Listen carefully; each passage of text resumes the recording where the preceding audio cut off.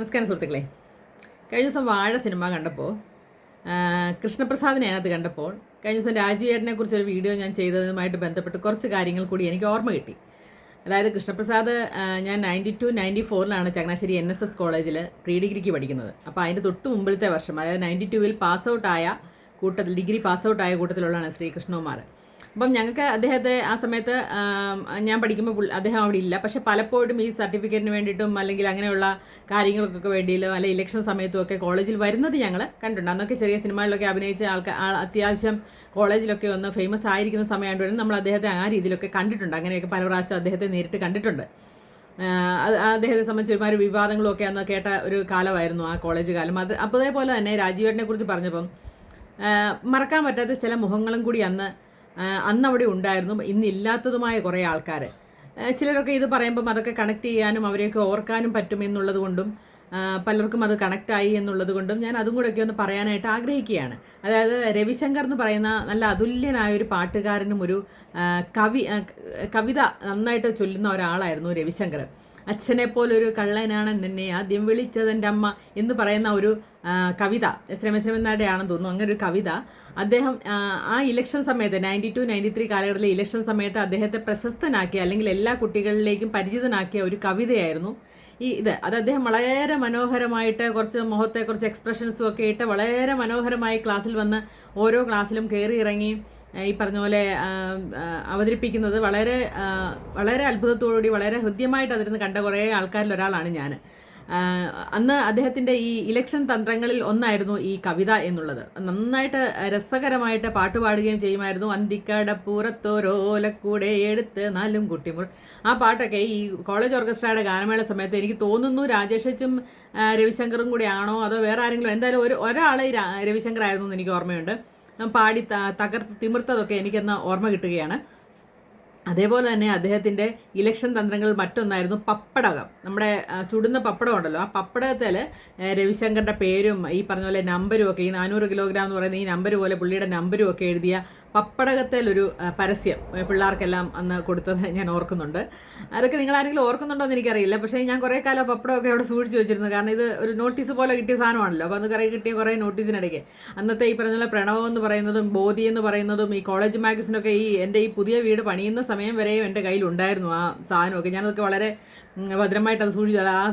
ഈ വീട് പണിയുന്ന സമയത്ത് അങ്ങോട്ടോ ഇങ്ങോട്ടോ ഒക്കെ പോയി ചതിൽ നിന്നൊക്കെ പോയത്. അത്രയും കാലം എൻ്റെ കയ്യിൽ ആ സാധനം ഉണ്ടായിരുന്നു എന്നുള്ളതാണ്. അപ്പം അന്നത്തെ ഇതൊക്കെ ഓർമ്മ, ആ കാലത്തെ ഓർമ്മകളൊക്കെ ഇങ്ങനെ വരുമ്പോഴേ. അതേപോലെ തന്നെ ആലിലയിൽ, അത് ആരുടെയാണെന്ന് ഞാൻ ഓർക്കുന്നില്ല, ആലിലയിൽ ഇതുപോലെ അവരുടെ പേരും നമ്പരും ഒക്കെ അടിച്ച നോട്ടീസിന് പകരം അവർ സപ്ലൈ ചെയ്ത കാര്യങ്ങളൊക്കെ അങ്ങനെ കുറേ അധികം വെറൈറ്റി ആയിട്ടുള്ള കുറേ നോട്ടീസിന് പകരമുള്ള കുറേ സംഭവങ്ങളൊക്കെ അന്ന് കൊണ്ടുവന്ന ഒരു വർഷമായിരുന്നു ഈ 92-93 എന്ന് പറയുന്നത്. അതേപോലെ ചേട്ടൻ്റെ ഒരു ഫ്രണ്ട് ഉണ്ടായിരുന്നു, മധുചേട്ടൻ എന്ന് പറയുന്ന പുള്ളി. ഒരു മഴ, ഈ ഞങ്ങളെല്ലാം ആ ദ്വാരകയിൽ ഇങ്ങനെ ക്ലാസ് റൂം തുറക്കുന്നത് നോക്കിയിരുന്നു. പുള്ളി നല്ല മഴ സമയമാണ്, പുള്ളി ഒരു ഓലക്കുടയൊക്കെ പിടിച്ച് വരുന്ന കാര്യങ്ങളൊക്കെ അതൊക്കെ ഇന്നത്തെ പോലെ സത്യം പറഞ്ഞാൽ എനിക്ക് ഓർക്കാൻ സാധിക്കുന്ന ഒരു കാര്യമാണ്. അങ്ങനെയൊക്കെയുള്ള കുറേ കാര്യങ്ങൾ അങ്ങനെയുള്ള. പിന്നെ പറഞ്ഞ പോലെ വളരെയധികം ഈ പറഞ്ഞ പോലെ ഹിന്ദി നടൻ്റെ ഇമേജിലൊക്കെ വന്നാണ് എംകോന് പഠിച്ച ഒരു സേതുനാഥ് എന്ന് പറഞ്ഞൊരു ചേട്ടനുണ്ടായിരുന്നു അന്ന്. ഈ പറഞ്ഞ പോലെ അത് 93-94 ആണോ എന്ന് എനിക്ക് ഓർമ്മയില്ല. എന്തായാലും അന്നും ചെയർമാൻ സ്ഥാനാർത്ഥിയായിട്ടോ ജനറൽ സെക്രട്ടറി ആയിട്ടോ മറ്റോ നിന്ന ഒരു ചേട്ടനാണ്. അപ്പോൾ എനിക്കൊന്നും സെക്കൻഡ് ഇയർ ആണെന്ന് തോന്നുന്നു, ഞാൻ സെക്കൻഡ് ഇയർ പഠിക്കുമ്പോഴാണെന്ന് തോന്നുന്നു. കാരണം ഞങ്ങളവിടെ ദ്വാരകയുടെ പുറകിലുള്ള ക്ലാസ് ഇരിക്കുമ്പോൾ പുള്ളിക്കാരന് പോകുന്നതൊക്കെ ഞാൻ ഓർക്കുന്നുണ്ട്. രാജേഷൊക്കെ ആ സമയത്ത് പഠിച്ച ആളാണ്. അപ്പോൾ അങ്ങനെ കുറേ ഓർമ്മകൾ ഈ പറഞ്ഞ പോലെ. കഴിഞ്ഞ ദിവസം ഈ പറഞ്ഞു രാജീവേട്ടൻ്റെ കാര്യം പറഞ്ഞു.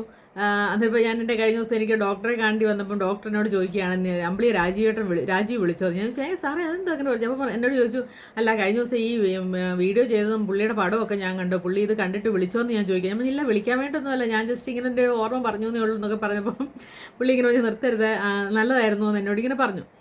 അപ്പോൾ അത് കഴിഞ്ഞാണ് ഈ വാഴ കണ്ടപ്പം ഇതിനകത്ത് കൃഷ്ണപ്രസാദിനെ കണ്ടതും ആ കോളേജിലെയും അതിനകത്ത് കുറേ കാര്യങ്ങളൊക്കെ നമ്മൾ നമ്മുടെ ജീവിതവുമായിട്ട് കണക്ട് ചെയ്ത കുറേ കാര്യങ്ങൾ കാണുകയൊക്കെ ചെയ്തപ്പോൾ ഇത് കുറച്ചുകൂടെ പറഞ്ഞാൽ നന്നായിരിക്കും എന്ന് എനിക്ക് തോന്നിയത് കൊണ്ട് മാത്രം പറഞ്ഞതാണ്. അപ്പോൾ ഇങ്ങനെയുള്ള കുറേ കാര്യങ്ങൾ അന്ന് ഓർമ്മ കിട്ടിയ കുറേ ആൾക്കാരുടെ കാര്യങ്ങളൂടെ പറയണം. പ്രത്യേകിച്ചും രവിശങ്കറിനെ കുറിച്ച് പറഞ്ഞത് അദ്ദേഹം ഇന്ന് ജീവിച്ചിരിപ്പില്ല എന്നുള്ള വിഷമമുള്ള ഒരു കാര്യം തന്നെ. അദ്ദേഹം സൂയിസൈഡ് ചെയ്തെന്നൊക്കെയുള്ള വളരെ ഞെട്ടലോടെ തന്നെയാണ് ഞാൻ അറിഞ്ഞത്. കാരണം അങ്ങനെയൊന്നും വളരെ ബോൾഡായിട്ടുള്ള നല്ലൊരു ചെറുപ്പക്കാരനായിട്ടാണ് നമുക്കന്നൊക്കെ തോന്നുന്നത്. പക്ഷേ അതൊക്കെ ഒരു നിമിഷത്തിൽ ഇല്ലാതായി പോയത് എന്തുകൊണ്ടാണെന്ന് നമുക്കറിയില്ല. അപ്പോൾ അങ്ങനെയുള്ള കുറച്ച് വേദനിപ്പിക്കുന്ന കാര്യങ്ങളും അതിനകത്ത് ഉണ്ടായി എന്നുള്ളത് കൊണ്ടുകൂടാണ് ഞാനിപ്പോൾ ഇങ്ങനൊരു വീഡിയോ ഇട്ടത്. അപ്പം നിങ്ങൾ ഇത്രയും കാര്യങ്ങളൊക്കെ എൻ്റെ ഓർമ്മയിലിരിക്കുന്ന കാര്യങ്ങളാണ് കേട്ടോ. നിങ്ങളുടെ ഓർമ്മയിൽ ഇനി ഇത് വേറെ ഇതുപോലെ എന്തെങ്കിലുമൊക്കെ സംഭവങ്ങളുണ്ടെങ്കിൽ കമൻറ്റ് ചെയ്യുകയാണെങ്കിൽ അത് എനിക്കൊന്ന് ഓർമ്മ കിട്ടുമോ ഇല്ലയോ എന്നൊക്കെ അറിയാമായിരുന്നു. അന്ന് എൻ്റെ ചേച്ചി അവിടെ ഡിഗ്രിക്ക് പഠിക്കുന്നുണ്ട്. ഇപ്പം നിങ്ങൾ കോൺഗ്രസ്സുകാർക്ക് വേണ്ടിയിട്ട് അന്ന് പാട്ട് പാടാനായിട്ട് കൊണ്ടുവരുന്ന ചേച്ചിയുടെ ആയിരുന്നു അവിടെ ഡിഗ്രിക്ക് ഹിന്ദി പഠിക്കുന്നുണ്ടായിരുന്നു. അതിലും ഡിഗ്രി ഫൈനൽ പഠിക്കുകയാണെന്ന് പല കോൺഗ്രസ്സുകാരും വേണ്ടിയിട്ടും ചെറിയ രീതിയിലൊക്കെ അവിടെ ഇവിടെയൊക്കെ പാട്ട് പാടാനൊക്കെ ചേച്ചിയും പോകുന്നതൊക്കെ ഞാൻ ഓർക്കുന്നുണ്ട്.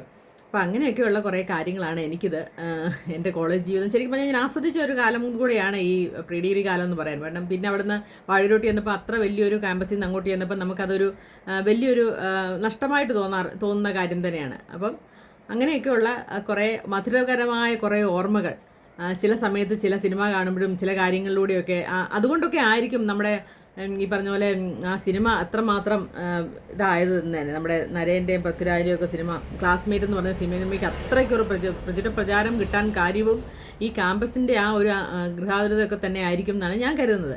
അപ്പം ഇത് എൻ്റെ ഓർമ്മകളാണ്. അപ്പോൾ ഇതുപോലെ ഓർമ്മകൾ, പഴയ ഓർമ്മകളുള്ള കുറേ ആൾക്കാരുണ്ടാവും അല്ലേ. അപ്പോൾ അവരുടെയൊക്കെ കോളേജിൽ ഇതുപോലെ എന്തെങ്കിലും രസകരമായ അനുഭവങ്ങളോ രസകരമായ ഇലക്ഷൻ കാലത്ത് ഓരോ ഇലക്ഷനും വരുമ്പോൾ ഞാൻ പെട്ടെന്ന് എൻ്റെ ഓർമ്മ ഓടിപ്പോകുന്നത് എൻ്റെ ഈ പ്രീ ഡിഗ്രി കാലഘട്ടത്തിലേക്കാണ്.